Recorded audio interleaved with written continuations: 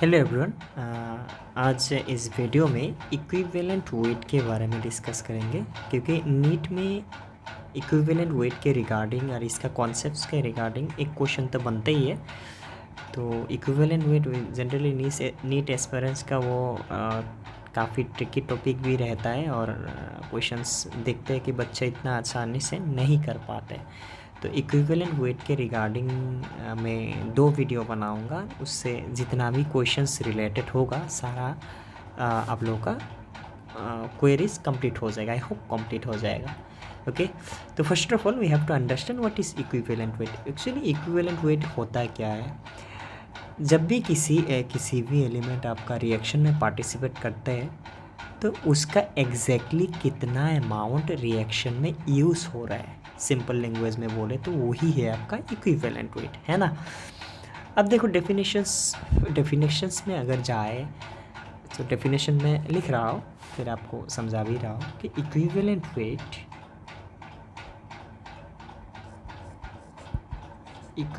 Wait is that mass or weight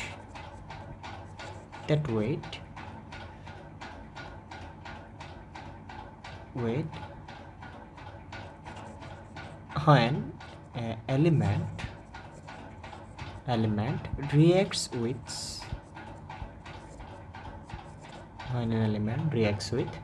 1.008 gram of hydrogen or 35.5 gram of chlorine, or you can say 8 gram of oxygen, or maybe 108 gram of silver, etc. ठीक है, मैं क्या बोला कि किसी भी element जब भी रिएक्शन में आते हैं, मान लीजिए कि वो रिएक्शंस में हाइड्रोजन के साथ आ रहे हैं, तो हाइड्रोजन की 1.00008 that is molar molecular weight, atomic weight के साथ वो एलिमेंट कितना रिएक्ट कर रहा है, और क्लोरीन का 35.5 उसका एटॉमिक वेट के साथ उसका एटॉमिक वेट के रिगार्डिंग उस एलिमेंट का कितना यूज़ हो रहा है। It may B chlorine, it may B oxygen, it may B silver और एनीथिंग। तो उस एलिमेंट के साथ और उस एलिमेंट का मोलिकुलर वेट के साथ कितना यूज़ हो रहा है, जिस एलिमेंट के बारे में हम लोग बोल रहे हैं, है ना, वही आपका क्या है, इक्विवेलेंट वेट है। तो इक्विवेलेंट वेट आपको रिएक्शन में जब पार्टिसिपेट करेंगे किसी भी एलिमेंट, तभी आपको पता होगा। ठीक है, तो ये तो आपका बुकिश लैंग्वेज में मिलेगा, ये आपका डेफिनेशन है। लेकिन इसके रिगार्डिंग क्वेश्चंस कैसे आते हैं या इक्विवेलेंट वेट निकालता कैसे है, तो उसके बारे में हम लोग थोड़ा बहुत रिफ्लेक्ट करेंगे। ठीक है ना। तो अब देखते हैं कि इक्विवेलेंट वेट निकालते कैसे, ठीक है ना। जनरली इक्विवेलेंट वेट हम लोग यूज़ करते हैं कि मोलिकुलर वेट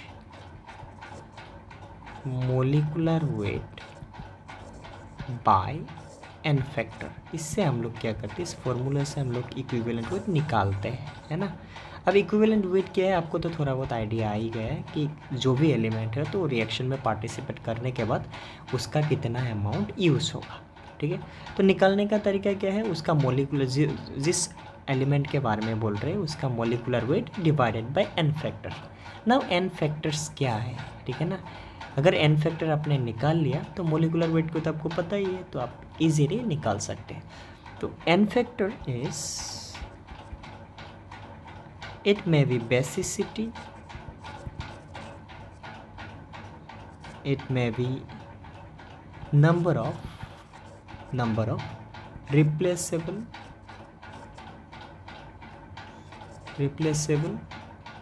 hydrogen atoms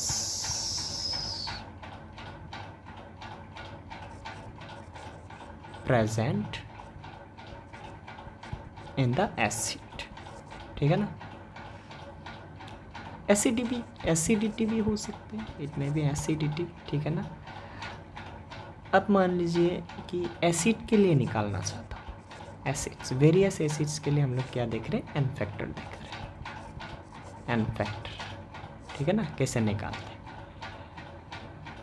मान लीजिए कि मैंने एसिड ले लिया H2SO4, ठीक है ना। ये जब रिएक्शंस में पार्टिसिपेट करेंगे, इससे कितना हाइड्रोजन रिप्लेस हो सकते हैं? 2 हाइड्रोजन इसके पास प्रेजेंट है, तो ये 2 ही हाइड्रोजन दे सकते हैं, मतलब एन फैक्टर कितना हुआ? 2 हुआ, ठीक है ना। तो मैं अगर लिखूँ कि इक्विवेलेंट वेट क्या हो सकता है इसका, तो इक्विवेलेंट वेट का फॉर्मूला आपको क्या दिया? Molecular weight by n factor. N factor कितना हुआ? 2 हुआ, सिंपल एस। मान लीजिए कि और एक हम लोग एसिड ले लेते हैं, कार्बोनिक एसिड H2CO3, है ना। इसमें कितना हाइड्रोजन से? देखो 2 हाइड्रोजन से, मतलब एन फैक्टर्स कितना है? 2 है। ये रिएक्शंस में अगर पार्टिसिपेट करेंगे तो इससे 2 हाइड्रोजन क्या कर सकते हैं? वो दे सकते हैं, सॉल्यूशंस में आ सकते हैं, है ना।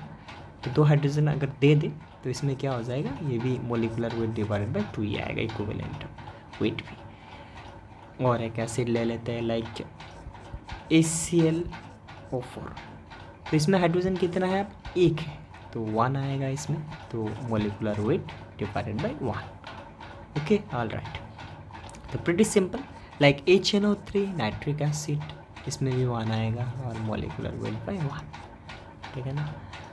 और एक है H3PO4, that is very important, orthophosphoric acid, तो इसमें कितना आएगा? 3 और मोलिकुलर वेट बाय 3, ठीक है ना। ये सब जनरली आप लोगों को ये सब रिएज कंपाउंड्स एसिड्स मिलता ही है, ठीक है। और एक है मान लीजिए कि H3PO3, इसको बोलते हैं फॉस्फोरिक एसिड, इसको बोलते हैं, एक ऑक्सीजन कम हो गया ना, फॉस्फोरस एसिड। तो इसमें हम लोग 3 हाइड्रोजन है, तो इसमें 3 आपको एन फैक्टर नहीं होगा, ये आपका ध्यान रखना पड़ेगा। इसके लिए आपको बनाना पड़ेगा इसका स्ट्रक्चर। फॉस्फोरस का जनरली वैलेंसी कितना होता है? 5 होता है, तो 3 ऑक्सीजन से, तो जनरली हाइड्रोजन तो हम लोग फॉस्फोरस के साथ नहीं जुड़ेंगे, इनिशियली तो नहीं जुड़ते, हम लोग लुईस जोरी स्ट्रक्चर में सब सीखे हैं। तो पहले हम लोग क्या ऑक्सीजन्स लगाते हैं, ऑक्सीजन ऑक्सीजन 3 ऑक्सीजन दे दिए, और इसमें हाइड्रोजन भी 3 है, तो 1 हाइड्रोजन, 2 हाइड्रोजन और 1 हाइड्रोजन आपको इसके साथ जोड़ना ही पड़ेगा, नहीं तो फॉस्फोरस पेंटावैलेंसी नहीं बनेंगे, क्योंकि 1 2 3 4 5 फॉस्फोरस का क्या होना चाहिए? ऑक्सीडेशन नंबर +5 होना चाहिए। इसमें ऑक्सीडेशन नंबर कितना होता है? +5। तो दैट इज़ कितना आपको बॉन्ड होना ज़रूरी है? 1 2 3 4 5, 5 होना ज़रूरी है, ठीक है। 2 हाइड्रोजन्स आपका ऑक्सीजन के साथ जुड़ा, थर्ड वाला हाइड्रोजन्स आपने क्या किया? अगर इस ऑक्सीजन के साथ हाइड्रोजन जुड़ दिया तो आपको क्या हो जाएगा? इसमें ये डबल बॉन्ड नहीं रहेगा, ठीक है ना। तो आपका फॉस्फोरस का जो पेंटावैलेंसी है वो हम लोग कंप्लीट नहीं कर पाएंगे। इसके लिए आपको क्या करना पड़ेगा? डेडिकेटेडली आपका हाइड्रोजन किसमें लगाना है? 1 हाइड्रोजन फॉस्फोरस के साथ लगाना है, ठीक है। अब देखिए इसमें जो ऑक्सीजन्स के साथ हाइड्रोजन्स हैं, ऑक्सीजन्स के साथ हाइड्रोजन है, वो ईजिली ब्रेक हो सकते हैं सॉल्यूशंस में, ठीक है ना। इसलिए इस वाला H3PO3 के लिए आपका एन फैक्टर कितना आएगा? 2 आएगा, और मोलिकुलर वेट बाय 2। तो ये आपको ध्यान रखना है बहुत अच्छे से, ठीक है ना, कि स्ट्रक्चर से हम लोग पता कर सकते हैं, ठीक है, ऑल राइट। नेक्स्ट हम लोग और एक ले लेते हैं लाइक H3PO2। आप खुद ही बनाओ तुम लोग कि H3PO2 के लिए कैसे निकालते हैं। इसके लिए भी आपको क्या करना पड़ेगा? स्ट्रक्चर ड्रॉ करना है। तो कैसे ड्रॉ करेंगे? देखो, P ऑक्सीजन्स 2 हैं, तो एक तो आपको डबल बॉन्ड बनाना ही है, नहीं तो आपको फॉस्फोरस का 5 कंप्लीट नहीं होगा, ठीक है ना। तो 1 ऑक्सीजन रह गया, तो बाकी आपका 3 हाइड्रोजन से, तो डबल बॉन्ड बनाया तो इस ऑक्सीजन का हाइड्रोजन नहीं जाएगा, 1 हाइड्रोजन इसमें दे दिया, तो बाकी आपको फॉस्फोरस का कितना हुआ? 1 2 3 हुआ, तो 5 बनाना है, तो बाकी 2 हाइड्रोजन देना ही है, ठीक है ना।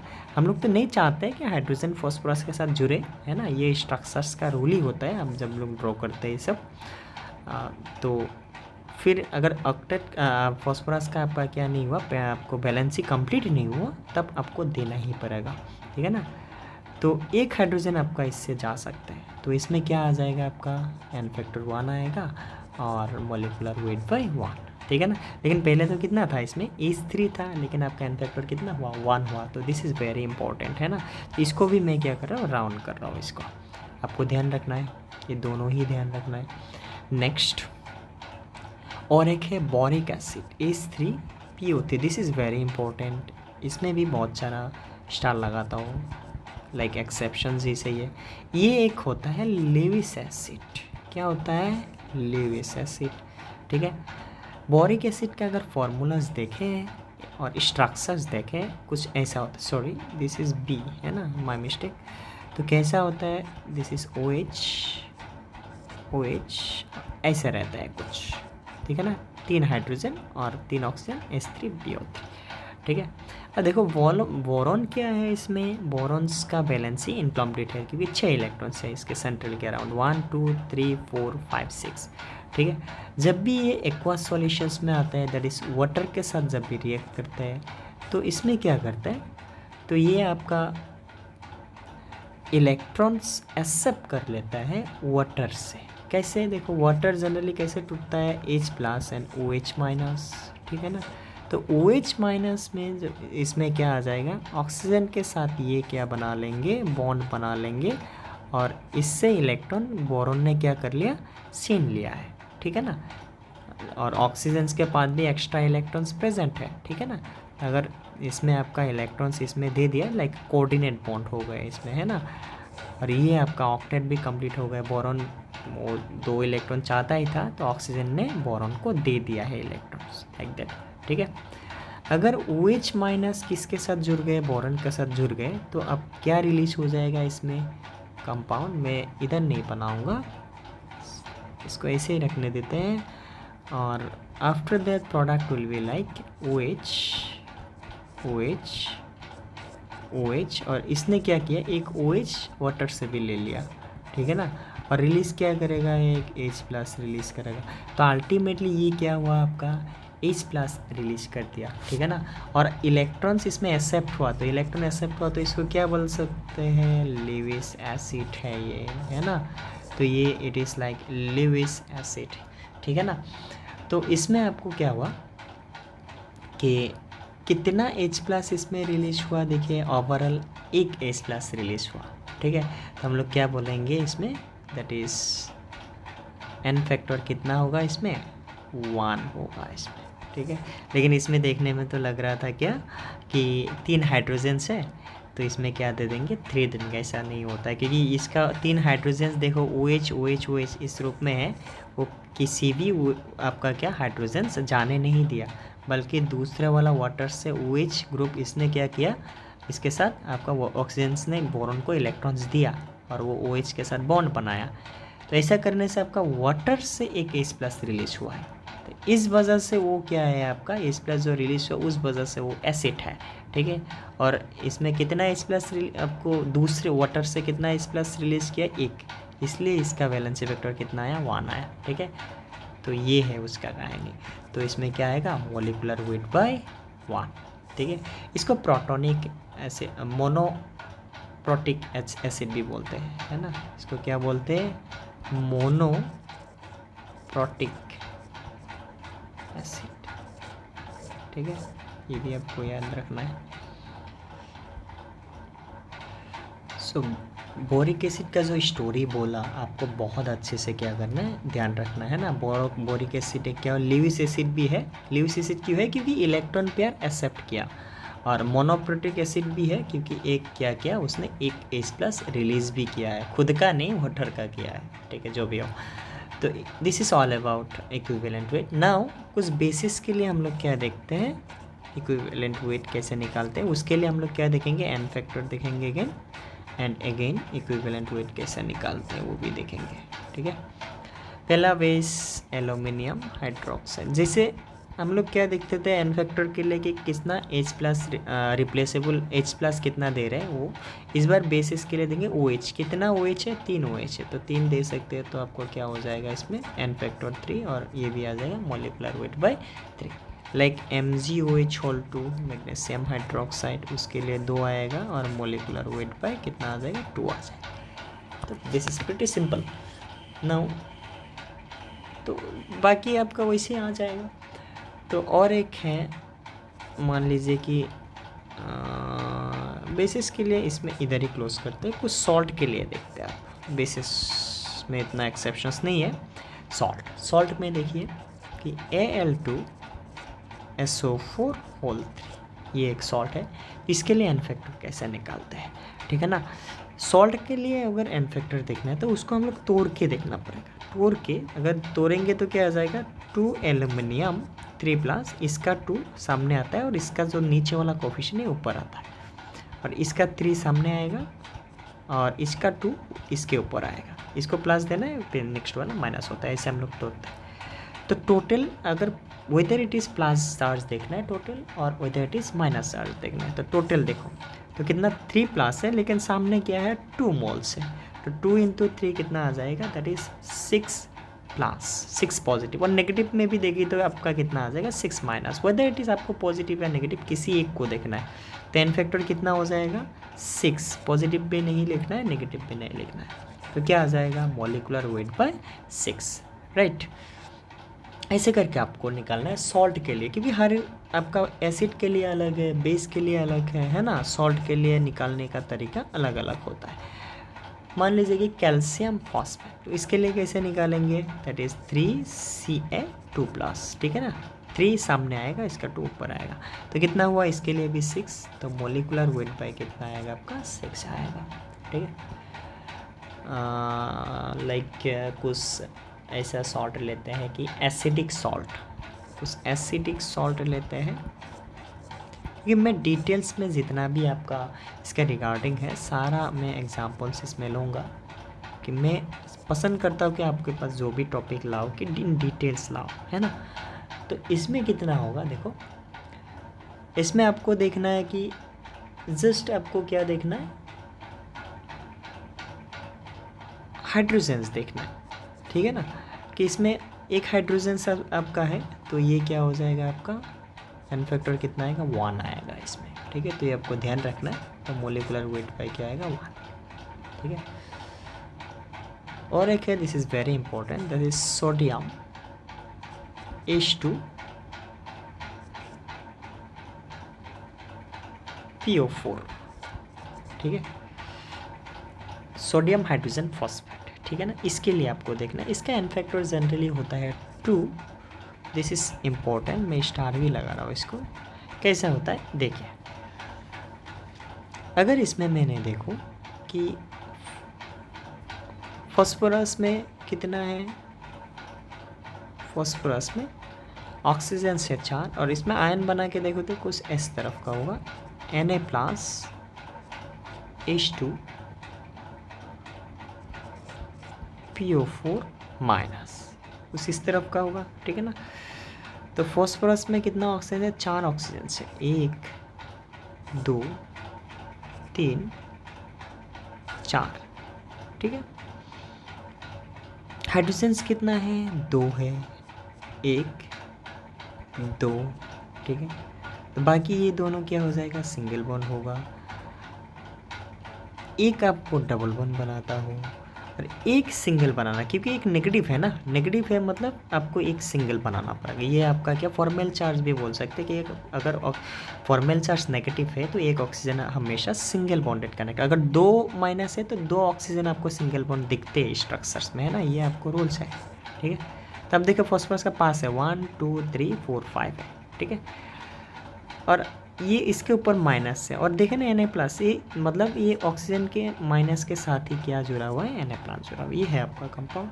इसमें अगर देखें तो OH कितना है, इसमें 2 है ना, और इससे हाइड्रोजन क्या कितना जा सकते हैं, 2 जा सकते हैं, ठीक है ना। मतलब नंबर ऑफ रिप्लेसेबल हाइड्रोजन कितना है, 2 है। तो कैसे निकाला हम लोग, इसको निकाला है बाय ऑब्जर्विंग द स्ट्रक्चर्स, ठीक है ना।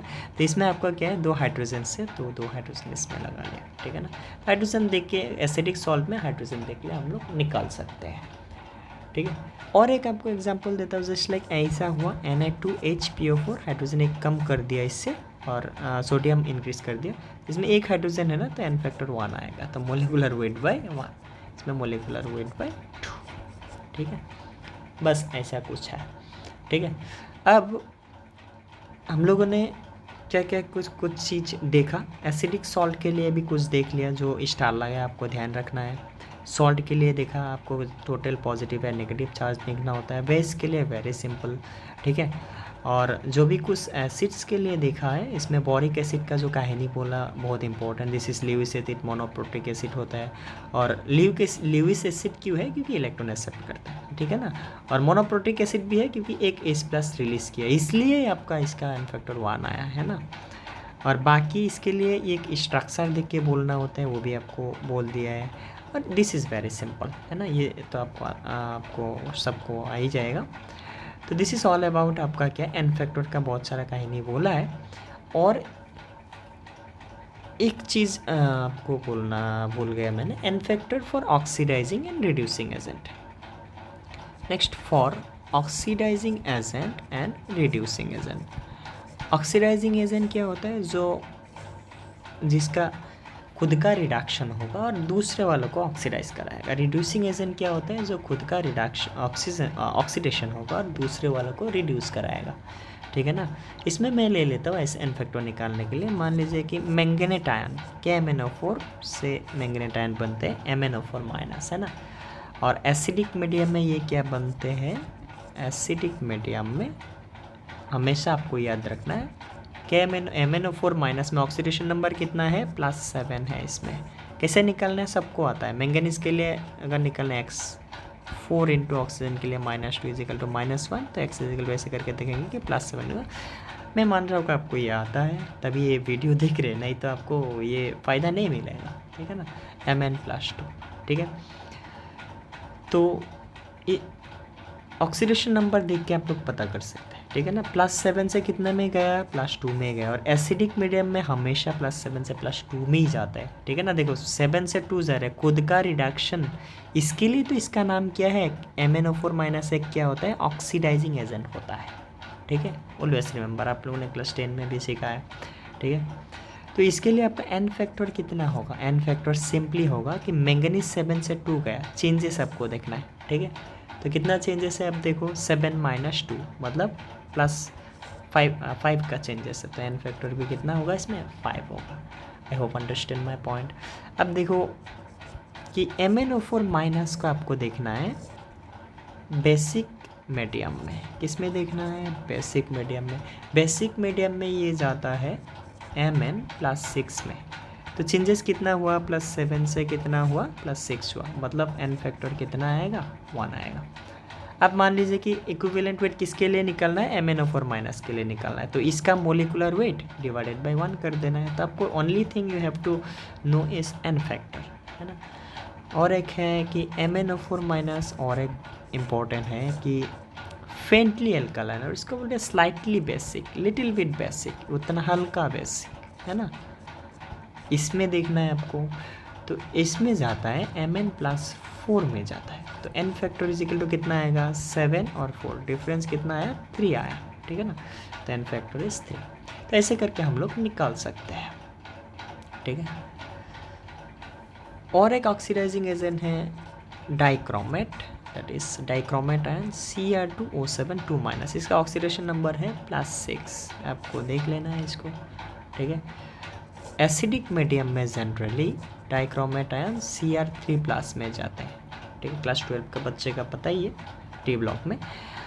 तो इसमें अगर n फैक्टर में निकालूँ तो कैसे निकालना है आपको अच्छे से देखना। देखो इसमें क्रोमियम 2 है, एक क्रोमियम का अगर चेंजेस देखूँ 6 से 3 जा रहा है, मतलब कितना डिफरेंस है? 3 है।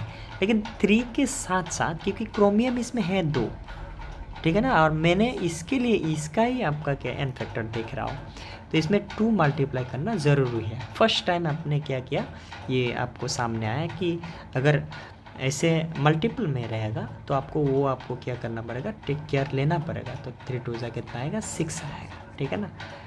तो पहले बार आपका एलिमेंट इस बार क्या आया? इस बार डबल है इसमें, तो इसमें भी 2 मल्टीप्लाई, फैक्टर 2 से मल्टीप्लाई करना है, तो कितना आएगा? 6 आएगा। तो ऐसे करके और एक है कि थायोफॉस्फेट आयन S2O3 2-, है ना। और ये भी आपका क्या होगा कि एसिडिक मीडियम में जनरली चेंजेस होता है S4O6 2-, इसको बोलते हैं टेट्राथायोनेट, ठीक है। और थायो सल्फेट, ये थायो सल्फेट है और इसको बोलते हैं टेट्राथायोनेट। तो ऑक्सीडेशन नंबर जनरली निकालोगे तो आपको इसका आ जाएगा 2 और इससे निकालोगे तो जैसे एक आपको अलजेब्रिक सम से निकालना है तो देखना कि इसमें आएगा 2.5, ठीक है।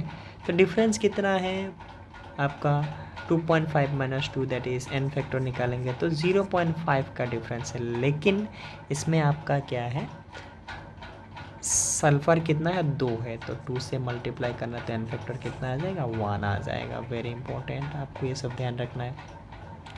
नेक्स्ट आपका है यही, इसको ही मैंने क्या कर रहा हूँ बेसिक मीडियम में ले रहा हूँ, और रिएक्शंस भी आपको ये जो एसिडिक और बेसिक मीडियम बोल रहा हूँ ना, दिस इज़ वेरी इंपॉर्टेंट, ये भी आपको याद रखना है, ये भी काम में आएंगे, रिएक्शंस यूज़ होगा। तो ये होता है सल्फेट में SO4 2 माइनस में, ठीक है ना। इसमें कितना होता है +6 होता है, तो n फैक्टर कितना आ जाएगा बोलो 4 इंटू कितना आएगा 2, 8 आ जाएगा, तो आपको आ ही रहा है। और एक आपको दे देते हैं एग्जांपल्स, लाइक मान लो कि फेरस नाइट्रेट, ठीक है ना, फेरस नाइट्रेट, ठीक है, this is NO3 Fe NO3 whole 2, ठीक है। और इसमें आपको क्या देखना है n फैक्टर चेक करना है।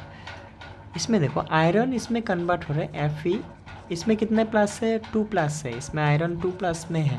नाइट्रोजन कितने में होगा, नाइट्रोजन इसमें +3 में है। अगर याद नहीं है आपको, विश्वास नहीं है तो मैं दिखाता हूँ। आयरन के लिए कितना है +2 है, नाइट्रोजन के साथ इसमें आपका क्या है नीचे 2 है तो 2x आएगा, +6 इंटू ऑक्सीजन के लिए -2 = 0, तो 2x इसमें कितना हुआ -12, बात आपका इसमें सामने क्या है +2 है, ठीक है। One mistake, I have an mistake, इसको 3 ने इसको फेरस नाइट्राइट बनाइए इसमें, ठीक है ना, नाइट्रेट नहीं नाइट्राइट बनाइए इसमें, और इसमें लिटिल बिट चेंजेस आएगा आपका 2 2 ज़ा 4, तो इसमें कितना आ जाएगा -2 = 0, ठीक है। तो 2x -8 +2 कितना आएगा आपका -6 आएगा, है ना, तो उस तरफ जाएगा तो +6, x = कितना मिला +3 मिला, ठीक है। तो फेरस नाइट्राइट इसमें आपका क्या +3 से कहा, आयरन +3 से +2 से +3 पे जा रहे हैं, और जो नाइट्राइट ग्रुप है वो आपको कहाँ पे जा रहा है, आयरन का तो ऑक्सीडेशन हो रहा है, तो इसका रिडक्शन होके आपका जाएगा NO3-, और NO3- में नाइट्रोजन का ऑक्सीडेशन नंबर +5, मतलब +3 से +5 गया, इसका रिडक्शन हुआ, और आयरन का इसमें कितना हुआ Fe +3 हुआ, दैट इज ऑक्सीडेशन हुआ। तो अब इसमें देखें कि आपका कितना आपका चेंजेस आ रहा है, आयरन +2 से +3 पे जा रहा है, तो कितना इलेक्ट्रॉन्स आपका चेंजेस कितना है, ओनली 1 का है, तो इसमें इसके लिए आपका n फैक्टर कितना आएगा 1 आएगा, ठीक है ना, क्योंकि आप दोनों का कंबाइन मिला के आपको n फैक्टर देखना है, इसके लिए 1 है, ठीक है। अब ये वाला नाइट्रोजन जो है, क्योंकि नाइट्रोजन भी तो चेंजेस में है ना, जो चेंजेस में सारा आपको काउंट करना है, आयरन के लिए देख रहा हूँ और नाइट्रोजन के लिए देख रहा हूँ, ऑक्सीजन नहीं देखूंगा, क्योंकि ऑक्सीजन इसमें भी -2 है और जिसमें जा रहे हैं उसमें भी -2 ही ले रहे हैं, ऑक्सीजन -2 ही होता है जनरली, ठीक है ना। नाइट्रोजन वगैरह या मेटल्स वगैरह जनरली चेंजेस होता है, तो जो चेंजेस है वो आपको टेक केयर लेना है। तो आयरन के लिए 1 आ रहा है और नाइट्रोजन भी चेंजेस है, तो इसमें कितना आएगा 5 - 3, है ना, और नाइट्रोजन है कितना 2 है, देखो नीचे 2 है, तो मल्टीप्लाई बाय 2 भी करना है, तो इसमें कितना आ जाएगा दैट इज़ 5 - 3 आपका कितना आ जाएगा 2 2 2 ज़ा 4, तो टोटल कितना मिला आपका, इसमें 4 आ रहा है इससे और इससे 1, दैट इज़ 4 + 1 n फैक्टर कितना आएगा 5 है। This is very important and little bit new, है ना। बाकी में आपको क्या करना है, ओनली सिमिलर एलिमेंट के लिए एक एलिमेंट के लिए देख रहे थे। इसमें हम लोग क्या देखा, क्योंकि आपको पूरा इस ग्रुप के लिए चाहिए, पूरा एक कंपाउंड के लिए चाहिए, फेरस नाइट्रेट के लिए चाहिए, तो इसमें 2 चेंजेस है, 2 में ही आपका ऑक्सीडेशन नंबर चेंजेस हो रहे हैं, है ना। इलेक्ट्रॉन का चेंजेस दोनों में ही है, आयरन के लिए भी है नाइट्रोजन के लिए भी है, तो दोनों के लिए आपको देखना है ना, ऐसे निकालते हैं, ठीक है। आपको एक एग्जांपल्स आपको होमवर्क दे रहा हूँ, और कमेंट सेक्शन में भी आपको देना है कि आपको कितना आ रहा है FeSO3, और ये कन्वर्ट हो रहे हैं Fe3+ and SO4 2 minus, that is sulphide ion है और सल्फेट में कन्वर्ट हो रहा है, और आयरन इसमें 2 प्लस, ये भी मैंने मेंशन कर रहा हूँ, इसमें 4 प्लस। आपको बोलना है कि इसके लिए एन फैक्टर कितना होगा, ठीक है। तो कमेंट सेक्शन में ये आपको डालना है कि फेरस सल्फाइड के लिए एन फैक्टर कितना होता है। तो मैं काफ़ी लंबा नहीं करूँगा, इसमें रैप अप कर देता हूँ, और क्या क्या चीज़ें हम लोगों ने सीखा है सारा थोड़ा बहुत ओवरव्यू कर देते हैं, है ना। तो ये आपको कुछ चीज़ें सिखाएं, और मैं स्टार्टिंग आपको थोड़ा ओवरव्यू कर देता हूँ ताकि आपको स्क्रीनशॉट लेने में भी आसानी हो, या आप लोग स्क्रीनशॉट भी ले सकते हैं सारा। ऑक्सीडाइजिंग रिड्यूसिंग एजेंट के लिए मैं कैसे निकालते ये देखा आपने। देन आपका कुछ एसिडिक सॉल्ट्स हैं, बेस के लिए कैसे निकालते हैं, एसिड्स के लिए कैसे निकालते हैं, दिस इज़ इक्विवेलेंट वेट। इतने से हम लोग शुरू किए थे और इतना तक देखा है। तो मैं ये वीडियो यहाँ पे एंडिंग करूँगा, और इससे रिगार्डिंग और एक वीडियोस आएगा जिसमें इक्विवेलेंट वेट का चीज़ें और डिस्कस करेंगे, थोरोली डिस्कस करेंगे, है ना। मैं हमेशा जो भी चीज़ सिखाता हूँ आपको आपके सामने लाता हूँ ताकि आप कुछ ना कुछ सीखने मिले, उसका कुछ एप्लीकेशंस आपका प्रैक्टिकली आपको क्या हेल्पफुल हो, ठीक है ना। तो उसमें मैं बिलीव करता हूँ, और उस तरीके का कंटेंट लाने के लिए मैंने ट्राई करता हूँ। तो आशा करता हूँ कि आप लोगों का ये वीडियो बहुत अच्छा लगेंगे, और एक आपको अगर अच्छा लगे तो आपका फ्रेंड सर्कल में शेयर भी करना। Thank you for watching my video. Thank you everyone.